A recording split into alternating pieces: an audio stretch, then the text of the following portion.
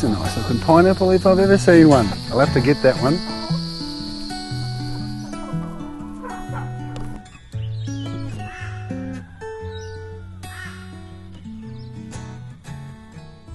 Welcome back to the Weedy garden.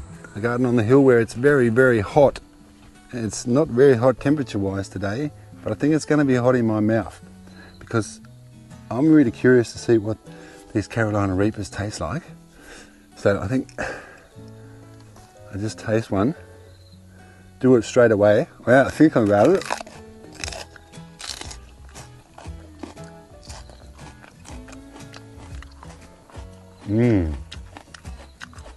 Breakfast.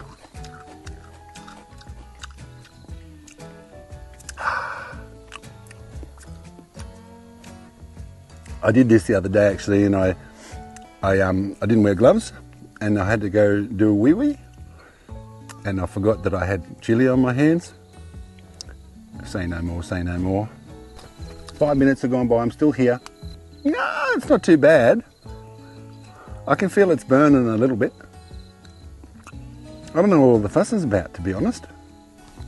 And if you didn't know, this is Carolina Reaper chili bush. It's the hottest chili in the Weedy garden, and it's the hottest chili in the whole world. I got the sniffles now. But anyway, let's get into it and I'll show you the rest of the garden. Oh look, there's some cucamelons. I might take some of those. Little cucamelons. Oh, there's lots of cucamelons.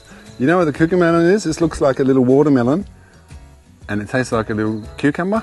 So they're called cucamelons. Good for pickling. Although they're very nice to eat after you've had a chili because they're very kind of soothing and they're delicious. They're really good to pickle.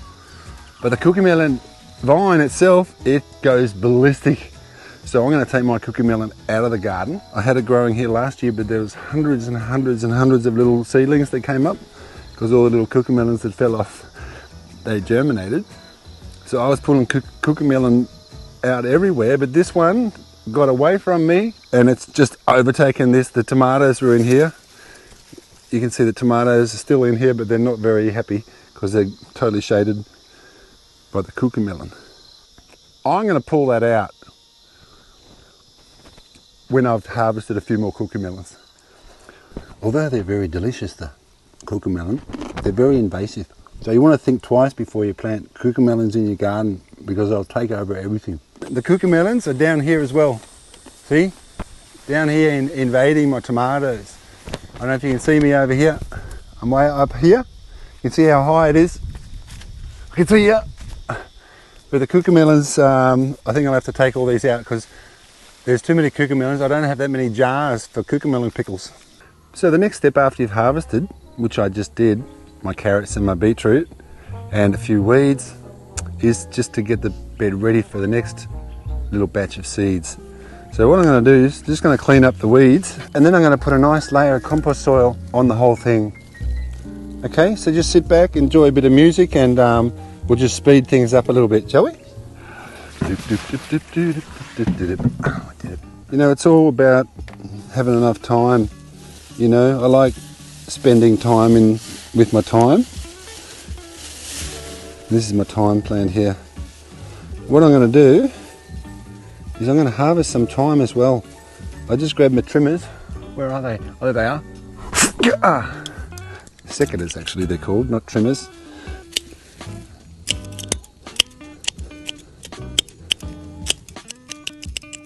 Nice little bouquet of thyme. Just go and hang that up in the shed. There we go. Set that there. Okay. I'll just let that dry now and then I'll put it in a bottle down in the kitchen when it's dry. You know, while I'm here, I think I'm going to harvest some lemon balm as well. And look at this, this is beautiful. Lemon balm is really good for anxiety. I call it the chill tea. Just calms you down. So if you're going to go for a job interview or something like that, this might be nice to take a big cup of warm lemon balm tea before you go in. There we go. A nice armful of lemon balm, snails included. They come free. They'll fall off when it starts to dry.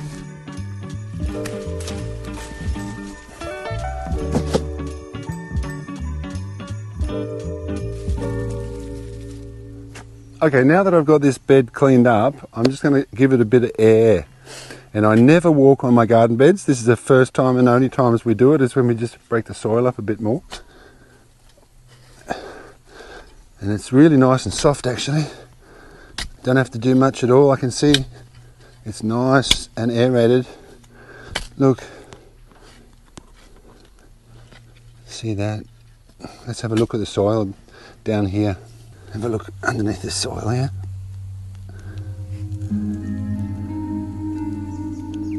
Looks pretty nice. Nice and crumbly. Okay.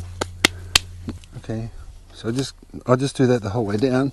Just open it up a little bit. I'm not turning it. You notice I'm not turning the bed because I don't want to disturb all the network and all the microbes that are living down there. They've built their cities down there. If I was to dig it and turn it, it would be like, imagine a huge big tsunami or a huge big earthquake coming in and ruining your whole village. That's not what we want. We want to just open it up to breathe, but it doesn't really need. I can feel the source nice and loose. And it's really important never to walk on your garden bed either, because it'll compress the soil. Nice bit of sunshine coming out now. Anything that's green now that I don't want is going to go in the compost again. So everything that grows in this garden bed that I don't eat ends up back in the garden bed via compost. So I want to show you this squash plant here. It's been here for several months now, so it's kind of lived its life, but as they get older, you can see the stem here starts to rot and it gets weaker and weaker. But underneath here, you can see the little roots coming out. So what I've tried to do is I've tried to bury it with some more soil to see if the roots establish on a new part of the stem. And then I'll just cut this dead part off and take it away and see if the plant continues to grow. But as you can see here, it's not giving very many zucchinis. Well, it's giving the same amount of zucchinis, but they're just tiny little ones. So it's just not getting enough nutrients to make any fruit through this rotting stem. But I'll leave it here as this little experiment. Same with this zucchini over here. See, I planted this one right here and it just grew out in all directions, north, south, east and west, and powered in all directions. You can see it's taking up half of my whole bed. The thing is though, the stem is just getting rotten now. So all I'm getting now from this whole area is just this little handful of zucchinis. So I think it's time to take this one out. So there's two things I can do. One, I can bury the stem down and it might shoot new roots and re-establish itself. Or I can just plant a new one. Because here in the Northern Rivers, you can plant pretty much everything all year round. Zucchinis will grow in the spring, in the summer, in the autumn, and they'll also grow in the winter. But they'll do the best in the spring and the summer. But if I plant some more seeds now, I'll get some zucchinis in another couple of months. And I mean, it doesn't make much difference, but if you can see the seed, you can see it's got a top and a bottom. Always put it down so the bottom's facing down. I'll plant 4, but I'll probably only replant 2. So I'll just select the 2 strongest.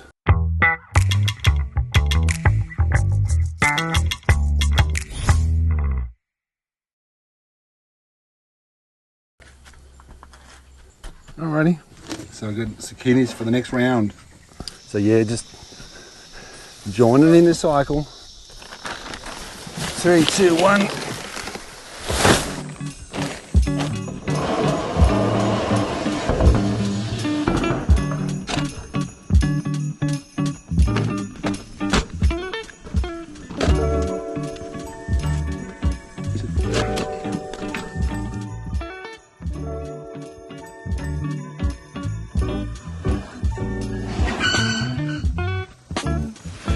See, because every time I take something out, I've got to put something back. When I feel like I'm in the zoo and I'm coming to feed all my animals, all my microscopic animals under the soil, there's millions and millions and millions of them. There's also millions and millions in these shovelfuls. I'd reckon probably put about 1 wheelbarrow full every 4 square metres. I will give my eggplant some more compost, but I'll be feeding this bed bacteria juice and worm juice as well. So it's going to be getting plenty of nutrients. Give a bit more to this zucchini plant, see if it takes off again. That'll have to do. Alright, now I'm going to put some sugarcane mulch on top of it all.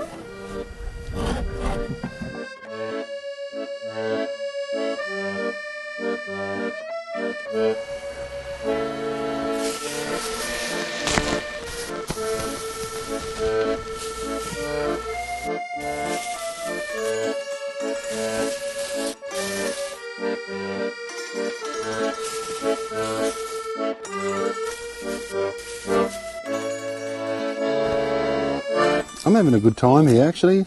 I love the smell of freshly cut thyme. It reminds me of Greece actually. Okay, so that's nice and comfortable now. So all I need to do is let that sit for a little while and plant some seeds. But I think on the next video I'll show you a little bit further down my garden bed and explain why I plant things all over the place. But first let's go down and look at something quite spectacular. What I do want to show you is my pumpkin paradise tunnel. 14, 15, 16, 17, 18, 19, 20, 21, 22, about 24 I counted just on the way over here. And there's a reason why I make the pumpkins like this. First year on this video, I planted 2 pumpkins and they took over the garden, but that was kind of perfect timing for them because there wasn't a lot of weeds in the garden. But the second year, what happens is the pumpkin, it'll start to grow out, all right? And it'll think, oh, this is a good spot. And you'll be mowing the grass around the pumpkin as it's growing out. And it thinks, oh, it's nice and sunny out here. So it'll go, oh, I'll make some flowers and make some fruit. And then you stop mowing because you don't want to mow the pumpkin. And then the grass grows up over the pumpkin and the pumpkin goes, oh, hang on, it's going to be tall grass here. We're not going to get photosynthesis. The bees won't find the flowers, so we've got to keep growing. So they'll keep growing out and then you'll stop mowing there and they'll keep growing out and you'll stop mowing there. And then the grass will just keep growing up behind them. And you'll end up with this big long pumpkin patch in the grass with not very many pumpkins. And it becomes a jungle and it becomes a snake trap. So I decided this year to make this trellis. So I just got some Rio steel from the hardware store and 4 small star pickets in each side, and then bend them over and tie them on. And when they get heavy like they are now, I do have a bit of bamboo just to hold it up, otherwise it does sag down and I have to kind of crawl through here, because I reckon there'd be, I don't know, at least 100 kilos of pumpkins just on this trellis here. That's as much as I weigh, but it's good because it keeps it up. The pumpkins get lots of sunlight. I feed them down here on the ground with my compost and my cow manure and water them here, and they just grow over this way. Some of them growing all the way over and all the way down and all the way down onto the ground. I still got one down here on the ground that's still growing. I've got a few watermelons here, but in the beginning, the watermelons that were hanging down, they broke off and fell on the ground before they were ready. I got the little watermelon hanging here because the stem is a little bit too delicate to hold its weight. So I've just got a bit of shea cloth and a bit of wire hooked like an S, and then hook it over the top of this. So that's holding the weight of the little watermelon. See, like this one here, this is one of the watermelons that fell down. And I don't know if it's ready or not, but let's have a look. See if I can break it in half. Oh, look. Nice little watermelon. Growing in a tunnel. I must say it's not as sweet as it could be, because it wasn't ready, I think. Lots of seeds in it though.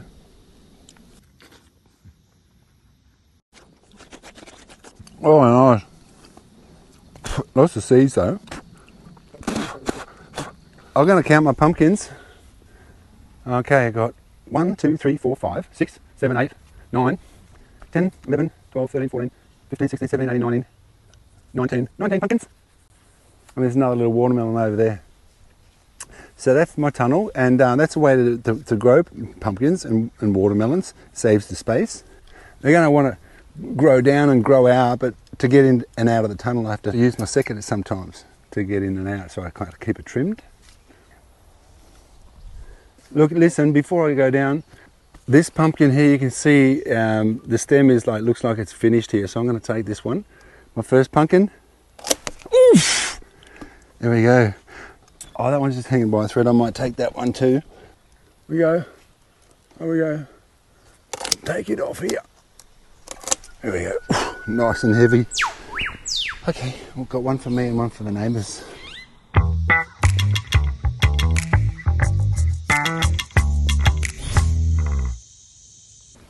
Alright, one more thing before I finish this video off, and that is down in the swales. I've got a bit of a confession to make. The little confession I got is that I didn't eat the Carolina Reaper chili, everybody.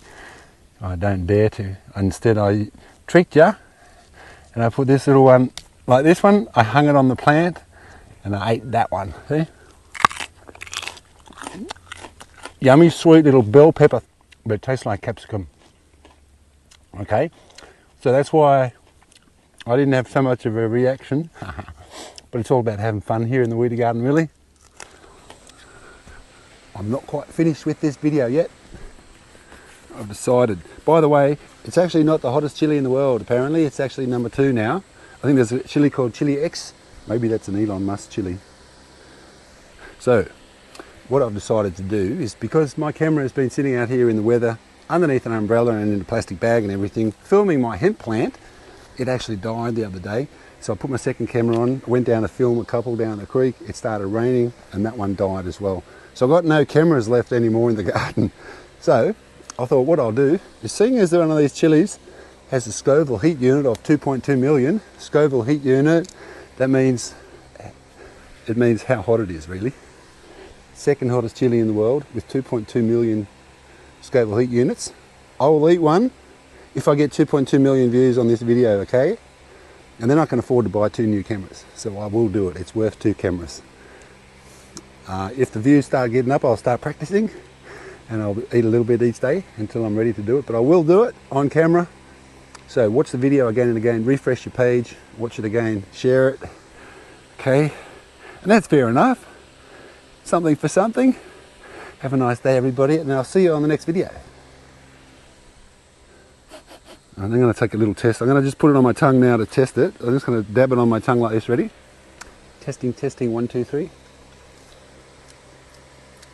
Oh, I can smell it. I can feel it working. Do a little bit each day.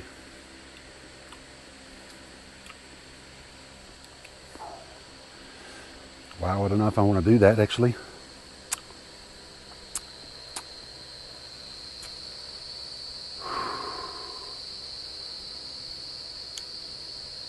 Alright, we'll end the video and I'll just go back and suffer and practice. See you later, everybody. GoPro, stop recording.